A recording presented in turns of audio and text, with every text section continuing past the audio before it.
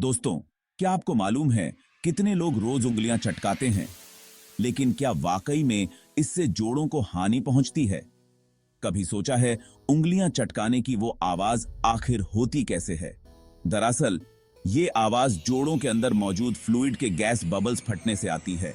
कुछ लोगों का कहना है इससे गठिया हो जाता है, लेकिन साइंस कहती है ऐसा कोई पक्का सबूत नहीं मिला है। एक स्टडी में तो ये बात सामने आई कि जो लोग बरसों से उंगलियां चटकाते हैं उनके जोड़ों में कुछ खास फर्क नहीं पड़ता। लेकिन हाँ, अगर ये आदत आपको दर्द या सूजन देती है तो ये अच्छा इशारा नहीं है। ऐसे में डॉक्टर से सलाह जरूर लेनी चाहिए। तो अगली बार जब उंगलियां चटकाएं तो ये तो समझ लो कि ज्यादातर लोगों के लिए ये बिल्कुल हानिरहित है। बस इतना ध्यान रखो कि इससे कोई तकलीफ न हो। अगर वीडियो अच्छा लगा तो लाइक और सब्सक्राइब जरूर करना। शुक्रिया।